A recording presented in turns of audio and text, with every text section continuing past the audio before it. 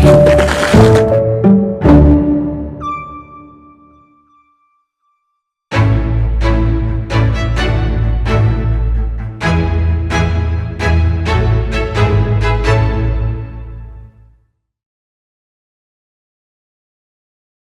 morning, everyone.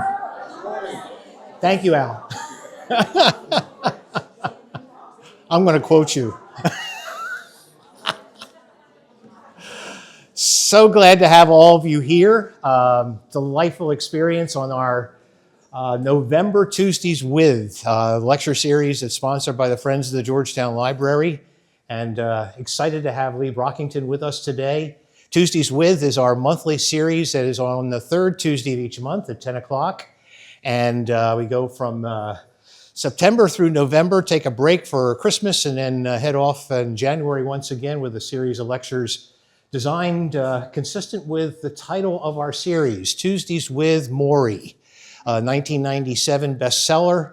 And the significance of that is it's a wonderful story, a true story of the relationship between a college professor and a student that went far beyond that age of 21 when he graduated, and they stayed in contact and continued to learn, which is what our series is all about. Continual learning, no matter what your age, 20s, 30s, 40s, 50s, I'm looking around 60s, 70s, 80s. We're getting there. Anyway, so my name is Bob Willey, and I have the privilege to serve as president of the Friends of the Georgetown Library. It is a privilege because our goal as the Friends is to support the excellent, wonderful services and great staff that we have here at the Georgetown Library. They do a fantastic job of reaching out to the community, serving the community, and as we have opportunity to partner with them to provide services and opportunities like this lecture series. I'll talk more about the Friends afterwards. But today we're pleased to have with us Lee Brockington. So this is not Tuesdays with Maury, this is Tuesdays with Lee. And my wife and I have been here in Georgetown for 11 years, and I think one of the early people we met was Lee. So we've had that continual learning experience with her. Although I just had a unique experience with her. We have these microphones because we record this and we put it up on the library YouTube page. We'll have that, we'll announce that later on. But anyway, Giovanna, who is doing this for us, very kindly, thank you, said we need to have the microphones turned on before we start. And so I go back to Lee and Lee says, will you turn me on? I have never.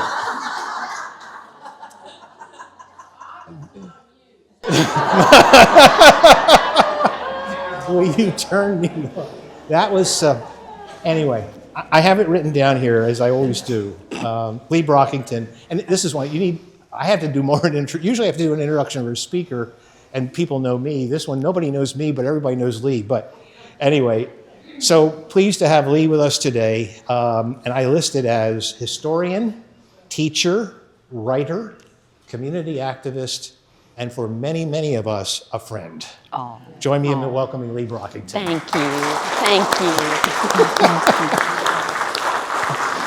you. Well, once we got past the embarrassing part, yeah, that's my favorite introduction, friend. That means a lot. It means a lot because I feel that way. It's a great community. I moved here in 1984 and continue to make friends each day. And I just am grateful that we live in this kind of community and also that we have such great libraries. Am I right? We're using the... Yes. Okay. I'm standing on my tiptoes. This is a big lectern, isn't it? I may not look tall, but I'm sure I look thinner because you can't see. Well, happy Thanksgiving. Happy Thanksgiving. And this simple greeting is truly an expression of joy, a preferred holiday for many because the focus is on food, not on gifts, and as Christmas often is, Both holidays, however, have a deeper meaning, a spiritual meaning. We know that we know the story of the original Thanksgiving with the Pilgrims and the Indians in Puritan New England long ago. But the story of Thanksgiving doesn't end there in colonial New England. Thanksgiving grew from a religious holiday to a national one, an evolution that was a triumph of Yankee salesmanship. And yes, you heard me say the word Yankee. I don't usually use the Y word in mixed company, but New England Yankee. Thanksgiving was always controversial. The South even quit celebrating it, much like we quit celebrating the 4th of July for years, and how we never really embraced Memorial Day, a holiday designed to honor Union soldiers after the war between the states, better known simply as the American Civil War. The celebration of Thanksgiving has changed from generation to generation. The annual turkey shoot is less the focus than football games. But even the turkey shoot was a vast departure for a holiday created first as a day of quiet prayer. Pious in its youth, Thanksgiving has been, by turns, patriotic, partisan, nostalgic, jingoistic, sporting, and domestic. Thanksgiving changes, but Thanksgiving endures. It is a beloved part of American life. Most of us know that the Pilgrims of Plymouth Colony braved the perilous North Atlantic in 1620 in a quest for religious freedom. They landed in November and faced a very cold winter with meager supplies. Half of the group died before spring. But the first summer was kind to them, and the autumn harvest was plentiful. The Pilgrims established a day of Thanksgiving and invited the local indigenous people to share their bounty. But was this truly the first Thanksgiving? No, America's first Thanksgiving did not originate in any one place or in any one year. True, the Pilgrims celebrated and the governor invited the indigenous people, including Squanto. Just coming back to you now from elementary school, Squanto. Squanto was the Native American once carried off by fishermen to England. He returned speaking English and was able to befriend the settlers and helped them plant corn and squash and taught them how to hunt and how to fish. But when Squanto and his friends came for the 3-day celebration, they were also treated to displays of English gunpowder. To ensure a peaceful relationship, a target shoot was held to demonstrate the powerful English muskets. Oh yes, the Indians were impressed. A feast for 90 Indians, 90 and 50 settlers, was hard on the 4 English women and the 2 teenage girls on hand to do the cooking. Let's do the math again. 90 Indians, 50 settlers, 4 English women, 2 teenage girls doing the cooking. It's the main reason that we do cover dish today. Beyond turkey, there was other fowl hunted by the men, cleaned and cooked by the women. Perhaps there were partridges, doves, ducks, geese too, were all available. And actually there's no proof there even was a turkey at that Thanksgiving. Certainly there was venison as deer was plentiful, but no milk, no butter, no cheese. You know there were no cows on the Mayflower. There might have been cows on Noah's Ark, but there were no cows on the Mayflower. And I think to myself, even though I'm gluten-free now, if I had to be lactose-free, just drive me out to the railroad tracks at Grave Station, lay me down, and be done with it. I love milk and butter and cheese. Well, think about this too. There was no apple cider. There was no bread. Flour from the ship had been used up and years had passed before enough wheat was cultivated to have bread again. Light bread, as we say down here. Pumpkins and squash, yes. Corn, yes. But no corn pudding, no pumpkin pie, Cranberries? Yes. Sweetened with wild honey, maybe. Some other wild fruits and nuts. Oysters, of course. Clams and fish. But not exactly the spread we have today. To Puritans, Thanksgiving was a holy day of solemn prayer. So really what we saw that season of 1620 was a harvest home celebration with a recreation of feasting and the exercise of arms. You know, when I first read that about the exercising of arms, I thought about getting older and all the exercise. Exercising of arms, that shoot that we mentioned earlier.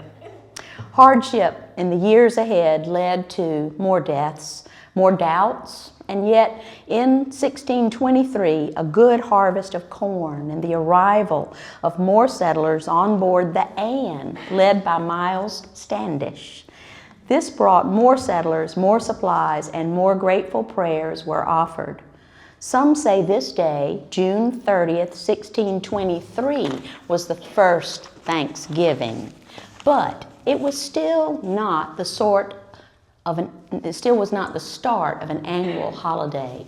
Some say that in 1631, when the Massachusetts Bay Colony held its first day of prayer, a Thanksgiving, settlers there had arrived in summer to the New World and had to rely literally on robbing the nest of squirrels for acorns, for digging mussels and clams in the cold water mud flats at low tide just to survive. By February 1631, Governor Winthrop declared a day of fasting and prayer for the 22nd of that month, February, and ironic to establish a fast day when there's no food to eat anyway. But this was the Puritan way, wasn't it? On the morning of the scheduled fast day, a supply ship arrived. The day of fasting turned into a day of prayer and thanksgiving. So was it Boston? Was it Plymouth? But Maine, Virginia, Texas, and Florida all have their own first Thanksgiving stories as well. In Texas, a sign proclaims the Feast of the First Thanksgiving, 1541. So what's that all about? Coronado left his home in Mexico City and traveled north to find gold. He found the Grand Canyon. He found Native Americans, buffalo, land that is now Arizona, New Mexico, Oklahoma, and Texas. There was abundant food, fresh water, and nice pasture for the horses. So Coronado held a service with his 1,500 men, a service of Thanksgiving. Typical of Texas to be the first and the biggest. But what about Florida? Well, there, French Huguenots established a colony near present-day Jacksonville in 1564. So if you're doing the math, I don't usually do math on Tuesdays, but if you do the math, Jacksonville 1564 was 50 years before Plymouth. Their leader proclaimed a day of thanksgiving to beseech God and to bless them. And unlike the others, their prayers were not answered as they expected. Prayers are answered, many of us believe, but not always as we expect. Within a year, their young colony was wiped out by Spanish raiders. French Huguenots wiped out by Spanish raiders. But this site of Florida's first Thanksgiving is marked at the Fort Caroline Memorial, a replica of the original fort on St. Mary's River. So what about Maine? In 1607, George Popham led a group under the charter of Plymouth Colony to Kennebec, Maine, in August of 1607 and held a prayer of thanksgiving for a safe voyage and landing. But does this one count? Their attempt at a colony failed within the year. Still, look for the marker when you're in Maine on your way to Kennebuckport. Virginia? Well, surely Virginia's going to be first. I thought about Julie Warren as I wrote this paragraph. Of course, surely Virginia claims many firsts, and rightfully so. The first permanent English settlement was at Jamestown, Virginia in 1607, making it easy to remember America. Carolina was 1670. Jamestown, 1607. Carolina, 1670. Those early years were a struggle in Virginia, 500 in number, reduced to 60 by 1609, the starving time, as described by a group that sailed up the James River with supplies the next year. The first Thanksgiving? No, not really, but a simple prayer service of thanksgiving, grateful for their rescue from starvation. At Berkeley 100, now Berkeley Plantation on the James River and open to the public, there was a proclamation to keep this anniversary holy, but the settlement only lasted from 1619 to 1622, obliterated by Native American attack. So, with all these examples, we really can't say this was the first Thanksgiving. Rather, I believe it gradually grew from early instances into a complex and interesting day. Let's think about these 4 points. The English custom of harvest home included eating, drinking, and dancing.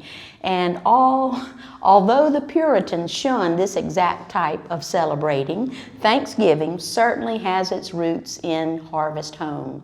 Christmas was remembered but not celebrated by Puritans.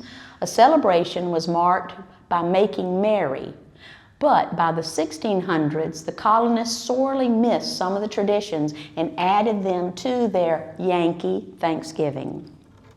The governor's proclamation of a day of thanksgiving and prayer often followed any stroke of good luck or good fortune. So we begin to see some government involvement for the first time in an established holiday, and certainly the religious proclamations by the Puritan congregations made this a religious holiday. Clergymen declared days of fasting and thanksgiving and held services to commemorate such. This combination, this synthesis, gives us the roots of our modern celebration, a day of prayer followed by making merry with family dinners, praying, feasting, and reuniting families. It was, however, Connecticut, anyone native of Connecticut? There we go. It was Connecticut that made Thanksgiving an annual celebration for general causes. We find the Connecticut proclamations for this in 1639, 1644, 1649. It became more of the holiday that we think of. It was held whether the harvest was plentiful or poor. Only since 1649 to the present day was Thanksgiving omitted for lack of blessings. That'd be a bad year. No Thanksgiving. In the early 1700s, church services began the day with a 4-hour service. Can you imagine how much your stomach would be growling? 4-hour service. Congregations went home to eat, and then they returned for another 2 hours of evening prayer. And that certainly beats the United Methodists. We meet for 1 hour, we go home and eat, then we take a nap and come back for church supper on Sunday night with about an hour service. So imagine 4-hour service, going home and returning for 2 more hours. Very pious. But it was decided that it just wasn't much fun. So the celebration evolved. And as the tradition expanded, so did the dinner. More relatives, more pies, more roasted meat. Once in 1705, the village was waiting for a shipment of molasses. When it did not arrive, the residents of the town met and decided that no molasses meant no pumpkin pies, and what good was Thanksgiving if there was no molasses? The town officials decided to delay Thanksgiving by 1 week. Their ship literally came in, and pies were made, and Thanksgiving was celebrated 1 week late. Similar to adjustments now, I remember one year when Bill and I were first married, saving money to pay off mortgage, pay for a new car, and we decided we would celebrate on Saturday so that we could get the turkeys half price. Well, we got a turkey. It was unusual shape and it was awfully small, but it was half price. Our ship came in on Saturday that year. But how did a certain day, different from the Sabbath, get named for Thanksgiving? At first it didn't matter. Not Friday. They never chose a Friday, but out of respect for Catholics. And it is thought that Thursday was chosen because in Boston, anyone? Boston? Anyone? Good. In Boston, Thursday was the typical day, a traditional day known as lecture day. Ministers had frequently offered sermons for those with leisure time to attend. Thursday's lecture day in Boston. But it was still not only a New England holiday. During the mid to late 18th century, Thanksgiving services began to take on a tone of thanksgiving for freedom and were aimed toward Great Britain with words such as liberty, civil rights, and independence being included in remarks. After the Boston Tea Party, after the Charleston Tea Party, even after the Georgetown Tea Party, because we did have one. But the Boston Tea Party in June of 1773, during that time, British authorities then closed the port and Massachusetts rebelled, setting up their own governing body. Virginia rallied to their side and sent food, aid, and money. And Thomas Jefferson in Williamsburg at the House of Burgesses at that time declared June 1st as a day of fasting, of humility and prayer. This declaration was the reason that the Virginia legislature was dissolved. This act led to the colonists determining that retaliation was necessary. And right now, as well as for several years, celebrating SC 250 with Ken Burns on television. I hope y'all are watching PBS or at least recording it to binge watch later. Think about Thanksgiving perhaps as an offshoot of this Boston Tea Party and all of those ramifications. By 1774, Thanksgiving Day, the entire focus was on liberty and peace and our just rights. By 1777, Congress declared a Thanksgiving for all of the 13 colonies, as a reflection of the major battle at Saratoga, a defeat of the British, and a great victory for what was to become the United States of America. This I mentioned because it was declared for all 13 colonies. For the first time, it's what you and I would call a national holiday. In 1781, to celebrate Cornwallis's surrender at Yorktown, and we know the real reason he had to surrender, it was because of South Carolina and so many defeats. Our South Carolina militia led by Francis Marion, because we're the reason that America won, correct? Yes, nod your head in agreement. Yes, I just want to make sure. So a great day of Thanksgiving was declared. Oh, I lost my place. I'm just thinking about, okay. Celebrating Cornwallis's surrender at Yorktown, a great day of Thanksgiving was declared, the annual proclamation. It was annual. First, not always on the same day, but an annual celebration. Some went to church, some went only to the taverns. Who would do that? But all ate lots of food wherever they were. In 1782, November 28th was celebrated by all 13 states in honor of peace. Throughout the next 50 years, Thanksgiving became a day to preach. The proclamation from the pulpit or the lectern often had a theme each year, a hot topic. Ratification of the Constitution one year. Federalism was debated one year. The atheism of the French one year. The Age of Reason another year. Later, George Washington, John Adams, and James Madison declared national days of prayer every year. Thomas Jefferson proclaimed no public days of prayer as he considered it improper because he only had civil powers. John Quincy Adams refused also. Andrew Jackson later agreed with Jefferson, and yet Thanksgiving became more and more political as the sermons and the lectures turned to abolition. Long established as a New England holiday, and New England was abolition territory, Thanksgiving became an argument on the issue of slavery. You see now why the South wasn't early to celebrate Thanksgiving, as I mentioned. Many on each side of the Mason-Dixon line tried to keep Thanksgiving Day as a useful tool for harmony and for compromise, a national holiday on which all Americans gathered to count their blessings.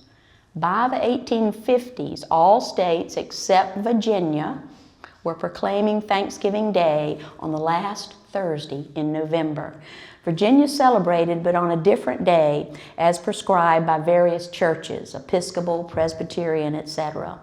But a great change in celebration occurred with the election of President Abraham Lincoln, foreshadowed by President James Buchanan's outgoing proclamation of a day of fasting and prayer because of the great panic and distress as we were being led to the American Civil War. By 1862, separate holidays were established by Abraham Lincoln and Jefferson Davis, yet there's only one true Confederate Thanksgiving Day that ever occurred, one in 1862 after victories by the Confederate Army at Bull Run and in Kentucky.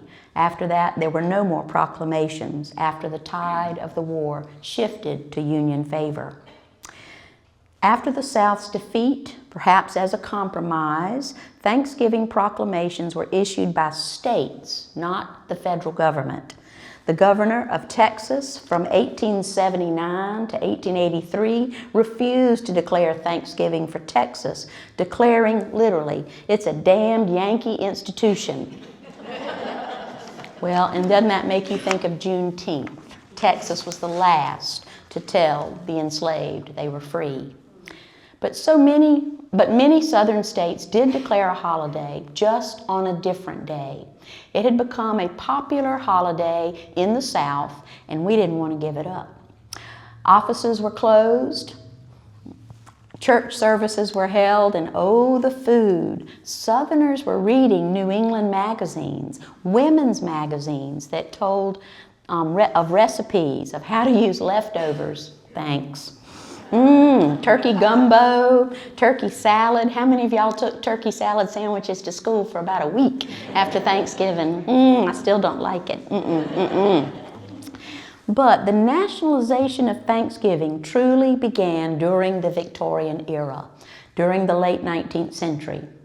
Poverty in the South after the American Civil War. You know, when the Great Depression hit, most Southerners said, "What, we having a new depression?" Because poverty following the war, during the war and following the war, but it forced changes in regard to Thanksgiving. It also brought new traditions, not because of the lack of turkeys or even the lack of ammunition, but actually it was the lack of salt in the South after the war that caused many Southerners to forego turkey and ham. Think about the South, particularly during the war, the blockade runners that we had trying to come into Georgetown and certainly trying to come into Murrells Inlet were all about getting the salt. Remember what Napoleon said, the army travels on its stomach. And think about the preservation that salt lent, especially to meat. And so, since I mentioned cured hams, good hams, I just got to throw out a point to get yourself to Williamsburg County, to Cooper's Country Store. We got a Cooper in the audience today. But think about all of those wonderful hams that are inside in the screened cage. You can order them ahead of time, or you can just drive up to Salter's on the way to Kingstree and get yourself a ham.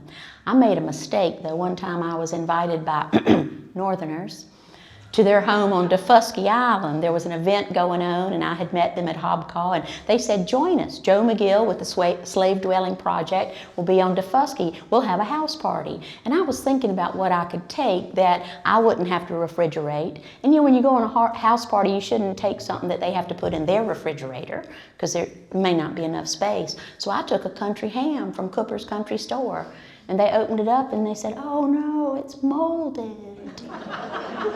Well, I'm not going to go into the culinary effects of country ham, but it's not molded. It's supposed to look like that. But I thought later, Ooh, I bet might as well just take that home. They're not going to appreciate it. And they're not cheap, but they're worth every penny. So, back to salt. Certainly, poor Southerners, even in South Carolina especially, they began to eat pork roast, pork chops, and of course, barbecue. Today, even on our long weekends, we eat barbecue on Wednesday nights or Saturday during that long weekend. Sea salt had been extracted for centuries, first by the indigenous people and then certainly by colonists and antebellum residents, and especially in our area. But curing took so much time, but especially so much salt. Sugar continued to be hard to come by. Substitutes like sorghum syrup from grain, not as sweet as cane molasses, which of course comes from sugar cane. And I just have to interrupt myself a minute because we study in Georgetown County a great deal our Jewish history, our Jewish heritage. And when I was in Barbados last May, I found out that as the Jewish people were forced out of Spain and Portugal, they went to Brazil. And in Brazil, they learned how to cultivate sugar. And then, sugarcane. And then when they were forced out of Brazil, they went to Barbados, bought land, enslaved Africans, and began to produce sugar. Jewish people brought sugar to Barbados. And when you think of Barbados, that's what you think of. And then the Jewish people were forced out of Barbados because they owned so much land and so many enslaved persons, and then began to get involved in politics and leadership. And when they were forced out of Barbados, where did they come? To South Carolina. That's an aside, but I think it's interesting to point out, particularly with good friends in the audience. So sugar was at a premium, and some did try to get sugar from corn stalks. But stop and think about it. That's what corn syrup is today. Maybe you were raised on Karo syrup. Remember Karo syrup, light and dark. Am I right? Light and dark.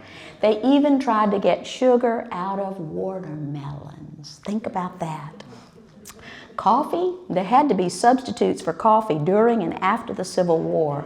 We know a great deal of the grain, parched rye, wheat, corn, peanuts, even watermelon seeds, dried and crushed and turned into coffee, a substitute for coffee. The closest to coffee that Southerners got were parched okra seed.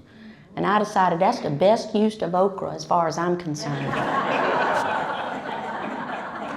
I like it fried. I can eat it in soup because I know it's good for me, but whole stewed okra is not on my list. No. Tea, of course, was derived from sassafras, also from orange leaves down in Florida, and my favorite, yaupon, the native holly, yaupon holly. I think it's always so interesting because yaupon holly is the only native plant in all of North America that has caffeine. Were you aware of that? Yaupon, as it grows in our area, of course abundant in the low country, the leaf looks a little bit like a boxwood leaf. It is a true holly, so it is an ilex.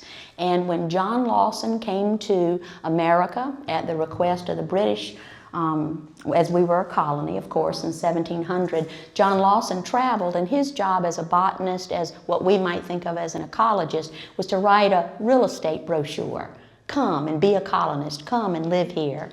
And so he traveled with the native people, and his book, A New Voyage to Carolina, is still in print and very worthwhile to read, not only for flora and fauna, but also for cultural history. He encountered Native Americans, particularly the males, the night before a large battle, drinking, getting themselves revved up for battle the next day, drinking what he observed as black drink. Tea that was steeped so long that it was black in color. Think about when you put your tea bag in and walked out and forgotten, and you come back and your tea is so dark. Well, that black drink full of caffeine would be equivalent today to drinking Red Bull and getting ready to go do a task. Well, those Native American men also laughed at the younger boys, the teenage boys, who perhaps were going into their first battle and fortifying themselves with the black drink, but they drank too much. They couldn't handle it. So you know what happened?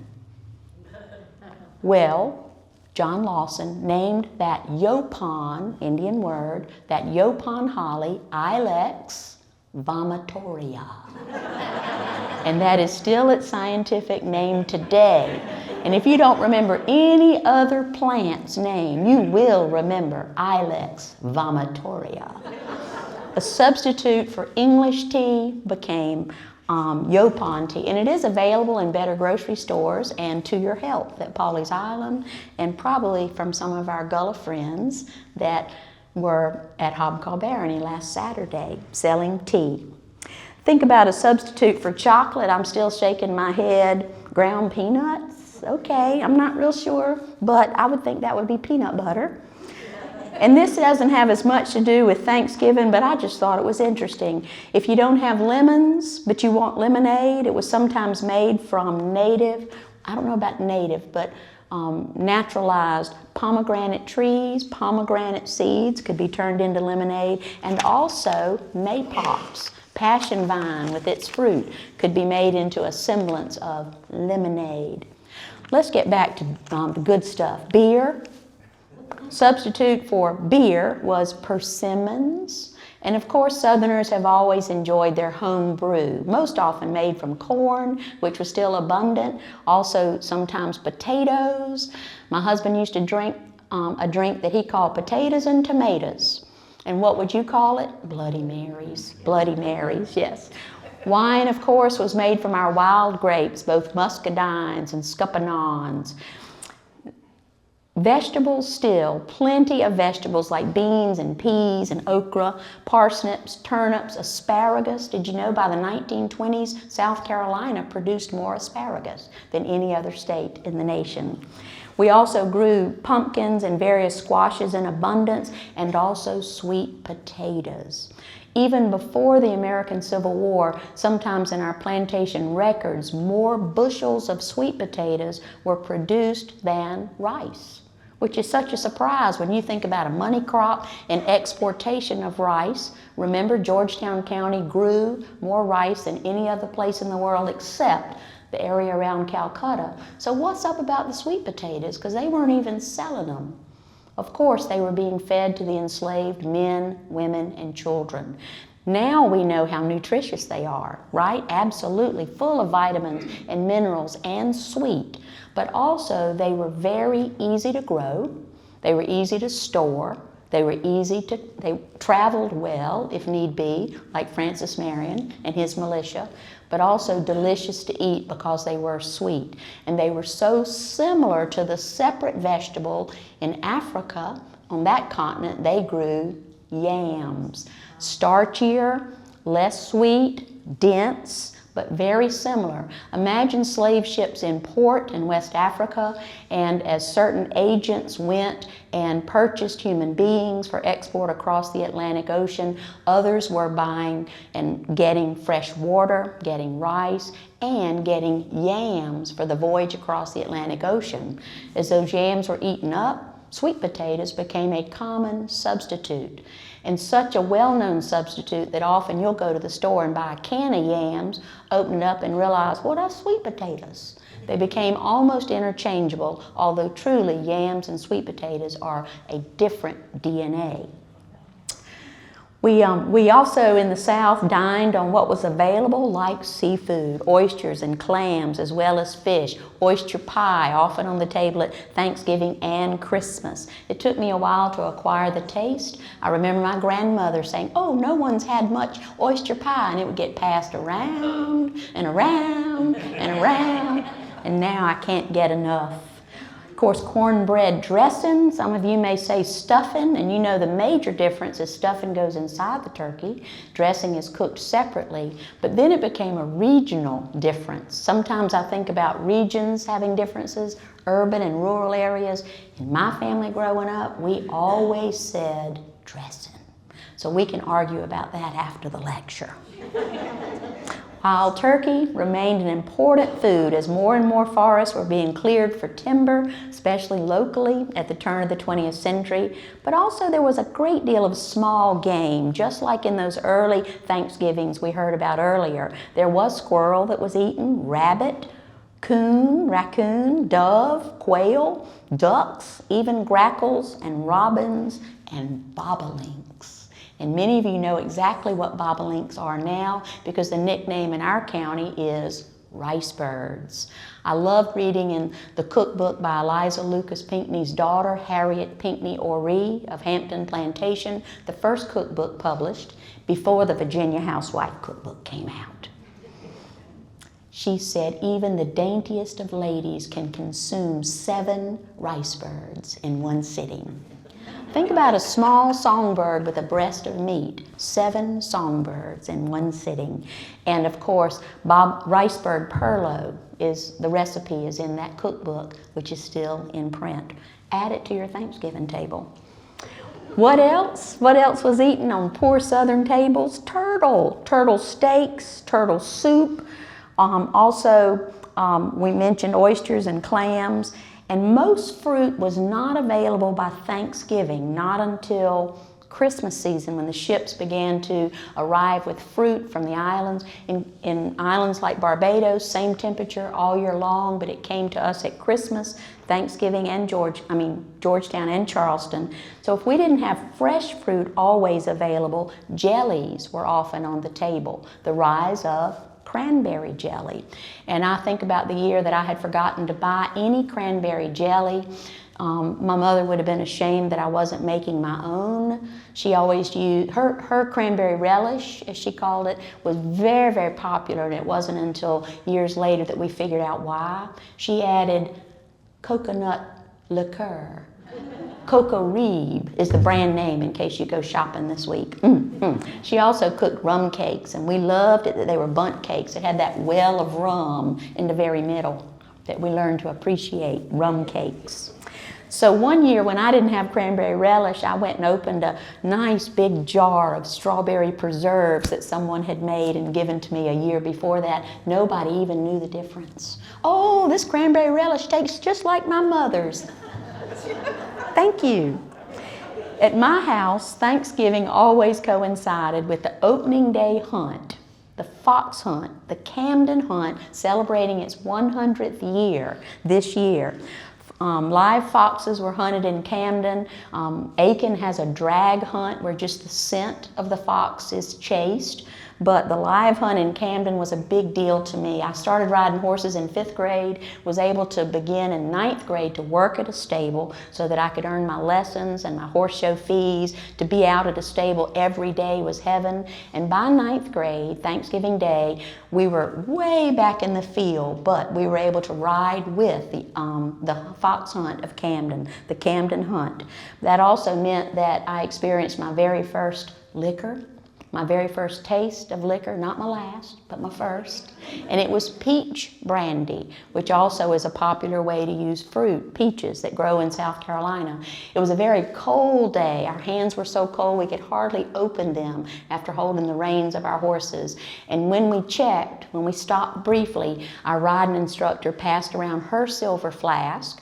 And of course, we didn't have to worry about germs because that alcohol took care of everything. And she instructed us, we were ordered to have a sip, a swig of peach brandy.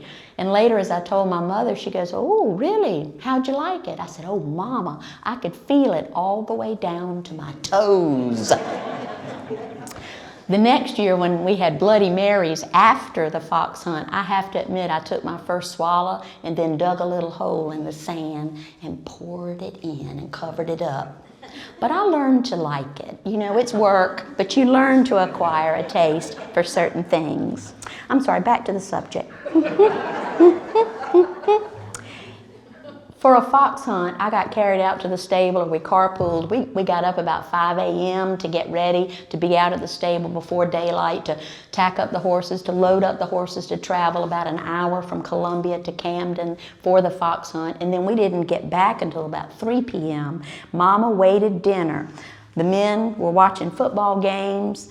There were bonfires. Later in the day, there were walks to get our sights on Christmas trees. Not to cut them down yet. Way too early, Thanksgiving. Way too early to put up a tree. We cut them much later.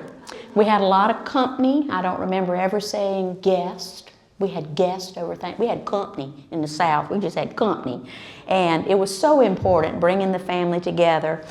My mama also was disappointed that I wasn't there to help her set the table, but after all, she had 4 children. Somebody else could have helped, and I planned to help afterwards. My problem was I fell asleep.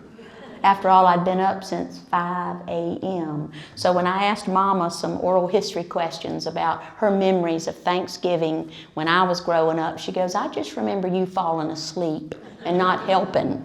So I wanted to go ahead and confess that to you. What was for dessert? Of course, pecan pie. We don't all say pecan. Not all Southerners say pecan, so don't you accuse us of that. Pecan. Now, some Southerners will put on and say pecan, but you know, that's put on. It's a Native American word. It's pecan. Pecan pie, coconut pie, lemon chess pie, pumpkin pie. So I remember when I was real little and sitting in a high chair at the dinner table, we were going around the table and somebody said, "What kind of pie do you want, Lee?" And I said, "I'll just have some more macaroni pie." Because that's what we called it. And I still favor savory dishes over sweet dishes to this day. Macaroni pie is different from macaroni and cheese because it has what in it? Egg. Egg makes it a souffle. Egg makes it almost like a quiche, and that's how we prepared it growing up and to this day. Macaroni pie. So if somebody offers you pumpkin pie, nah, I'll just have more macaroni pie. So however you choose to celebrate, whether it's religious or civil, whether you are celebrating feasting, dare not fasting, remember those celebrations that came before, the reasons for the celebrations collectively or individually. Those proclamations were declared: deliverance from starvation, deliverance from evil, deliverance from oppression, deliverance from enslavement. And remember gratitude for food, for prosperity, and as important as it is, as importantly now as it was then, and especially, let's pray for peace in our world, our nation, our state, our community, and within our own families. Pray for peace. Thank you. Thank you very much.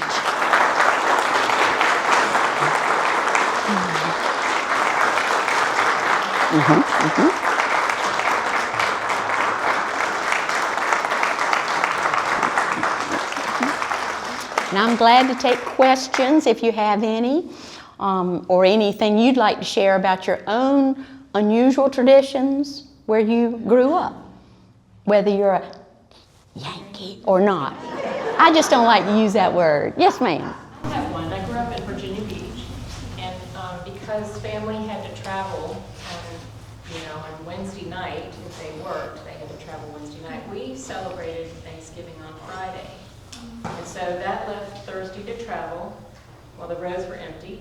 And then Friday, while everybody was at the mall, we had a nice quiet dinner at home. And we've done that over 70 years. And that's a good way to do it. I overheard, one of my hobbies among many is eavesdropping. And I heard a couple of young couples saying, "I'm just so tired, and then we're going to have to drive 8 hours, and this and that and the other." And I thought about how nice it is when families can create their own traditions to shake things up a bit. And also, I like the idea of keeping your family and your company out of the malls. Because to me, to me personally, that is not how I want to celebrate, by getting up early and leaving everybody and going shopping.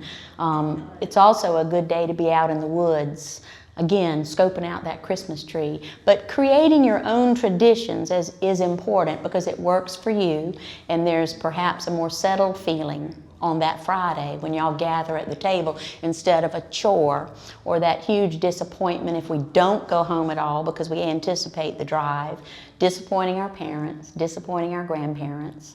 My mother died just about the time that my best friend's mother died. Well, we had always gone home for Thanksgiving. Mama and Daddy had always expected us, and I'd never cooked a turkey in my whole life. And so when our mothers both died, we looked at each other and said, what are we going to do? Because my best friend lives on the family farm in Horry County near Loris, Bayboro, Sarvis Crossroads. She began staying with her immediate family with all the big family. And so then she began inviting us to come up, and it was all I could do, leave work at 5 or a little bit before it and go with my husband and 2 boys to be at the farm on Wednesday in time for the barbecue. That started the long weekend. And the reason I wanted to be there, not just in time to eat, but in time to hear the men as they began to chop the barbecue. They pulled it from the 2 big hogs that they had roasted there on the farm, and then all those cleavers. Imagine, it was music not just to my ears, but it is a musicality about it. And then a turkey shoot, so to speak, the next morning, target practice the next day, all weekend, seafood, steak, but that Thursday, clearing out the barn and having the big tables with turkey and dressing and macaroni pie. And so she and I had to learn to make our own new family traditions, and it was always great to have somewhere to go. And now I open up my yard all weekend and hope that people that don't have anywhere else to go, or if they're lonely, and Bob will remind us before we're dismissed about a very special way for you to celebrate Thanksgiving in Georgetown when you feel you'd like some company. You may have money and can afford a turkey. You may can afford a half-price turkey on Saturday, but you might want to be with people that Thursday. Creating new traditions is okay. After all, restaurants always say, a tradition since last year. Any other questions? All right, good. Oh, I see a hand going up. Mr. Cooper? Speak directly to your present circumstance, but the first day of Thanksgiving, as Mr. Baruch would tell you, is the first day of quail season. Yes. My mother was from upstate Union, but she spoke of her grandmother after the following recent unpleasantness, scraping salt from the smokehouse floor because it was that unavailable. Just pass that on. But Mr. Baruch would appreciate it. Y'all can hear him, can't you? Mr. Baruch, of course, in 1905 was the first Northerner. Although he was born in Camden, moved when he was 10 to New York City.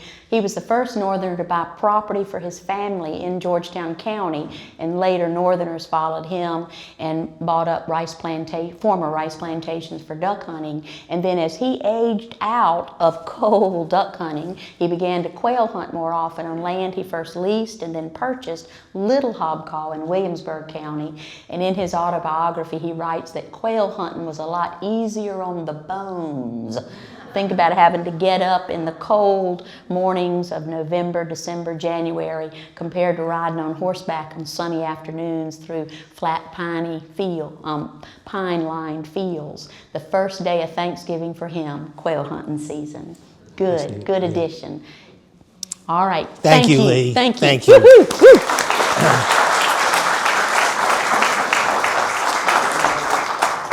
What Lee's referring to is an incredible tradition that's here in Georgetown that many of you, I think, would be aware of, but it's just a very, very special part. I tell people, my wife and I moved in here 11 years ago, and the day we moved in, we loved Georgetown. We love it more now, 11 years later.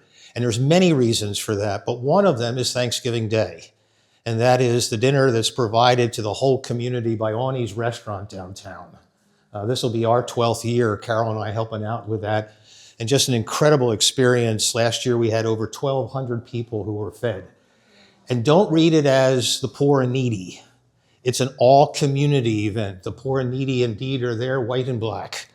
But very well-to-do people find that a wonderful way, as Lee said, for community and friendship.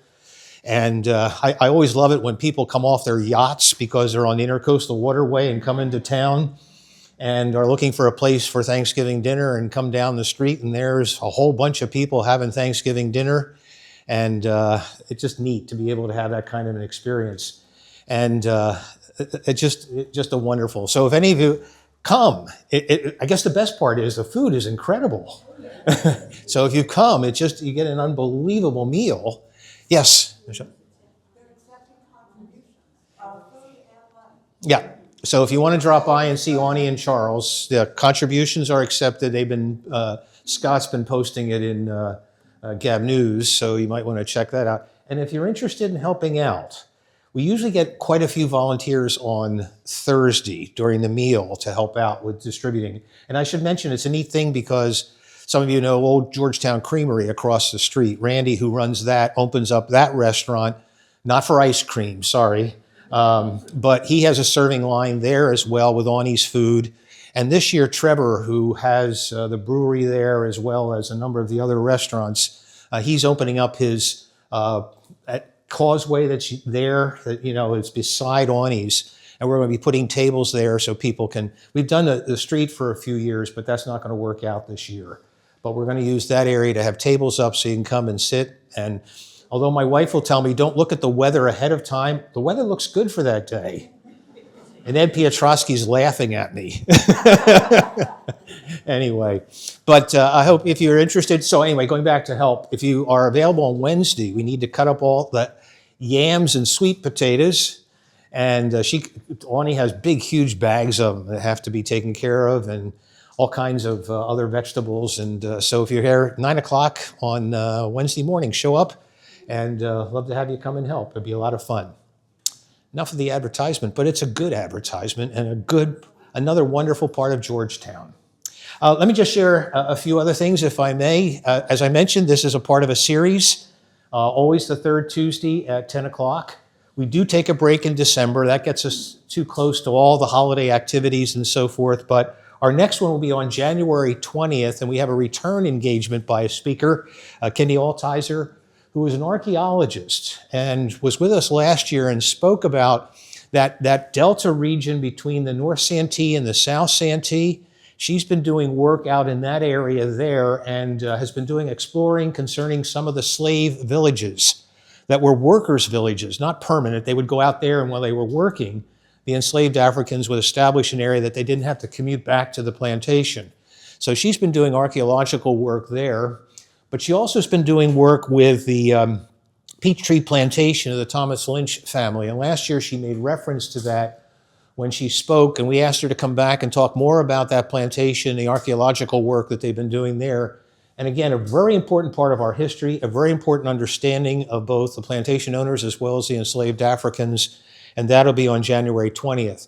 We have a copy of our full schedule that goes through May. Copies are back there on the table. Pick up one, make sure you come out and join us for what are wonderful lectures on the history, the nature, et cetera, of Georgetown and Georgetown area. Then on this Saturday, we're taking a little bit of a break from talk about tradition. Many of you are aware of the fact that all through the summer, June, July, and August, we have book sales. The Friends of the Library have book sales at the farmers market here in town. And we've been thinking we have a whole lot of Christmas books. A lot of Christmas books, Thanksgiving books, Hanukkah books, Kwanzaa books that we have available for children in particular, but we've also collected a huge collection of books, fiction and nonfiction, for adults that are of the holiday season. And so we're going to be there this Saturday, the 22nd, from 9 o'clock until 1 o'clock. The farmers market is a lot of fun. Talk about another wonderful Georgetown activity. So come on out. I put back there sort of a teaser sampler. Two other things we have. We've been given a donation of beautiful dolls of all sorts. Some are Madame Alexander dolls. Some of them are just play dolls and so forth. I have a few of them back there that you can take a look at. No, they're not available today. But if you come back on Saturday at the farmers market, we'll have those. And finally, somebody donated to us. I don't know why. We take donated books, as some of you know, but 3 staghorn ferns, which are absolutely beautiful. And so now don't bring all your plants to us, please. Give them to Diane at FAL. I'm kidding. Anyway, but these 3 staghorns, so we've got a little bit of fun things to have on Saturday, so join us, and we'll have those books for adults and children and dolls and all kinds of things, and the farmers market just in itself is fun. And finally, our big event is coming up on December 13th, which is the 23rd annual Yuletide Home Tour. It is a fantastic opportunity to be able to, again, get to see and know Georgetown. On the tour this year are 12 beautiful homes, most in the historic district, a few over across the road in Willowbank, including ours. I feel if I ask other people to put their homes on the tour, Carol and I should put ours on the tour. We have over almost 300 nativities, so if you are into nativities, Carol's putting those out right now, and I have to leave the house. No. Anyway, so, and then also in addition to the 12 homes, we have 2 churches. And we're always grateful for Prince George William Anglican Church is on the tour this year, which is a beautiful historic church. But we have a rare opportunity this year, been in contact with Pastor Davis at the Bethel AME Church. That church has not been opened since the tragedy in Charleston. It is an absolutely gorgeous church inside, and Pastor Davis has graciously and kindly given us permission to be able to have that on the tour. Members of the church will give tours of the facility, and it's just a wonderful, unique opportunity to be able to go into that church, visit that. And then also we love working in collaboration with the major museums of the town. And so on the tour this year, once again, is the Kaminsky House, specially decorated, newly decorated, uniquely decorated this year for the holiday season, along with the Gullah Museum, the County Museum, and the Maritime Museum. So we'll fill up your afternoon, and for $25, that ain't bad. It's $25 for non-members. If you are a member of any of the Friends of the Georgetown Libraries, it's only $20. Well worth it for a wonderful time. Oh, thank you. And here, you get your tickets, and you come here to get your tickets in the map, and actually it's a wristband. But we also have now, I think, 10 or 11 craftspeople who are here selling Christmas items, special. And so we select some really good craftspeople to be with us here to sell things, so you can do some shopping before. We always encourage you, it's 1 to 5, which means you can have lunch in town, then go to dinner in town, and in between walk it off, sort of. Anyway, but a great opportunity. Tickets are available. We have, again, information back there, QR code where you can connect with the website and pick up the tickets that way, or you can buy them at the front desk here at the library or any of the libraries in Georgetown County. Wonderful opportunity. What a great season. What a great time of year. What a wonderful presentation we had today. Again, Lee, thank you so very, very much.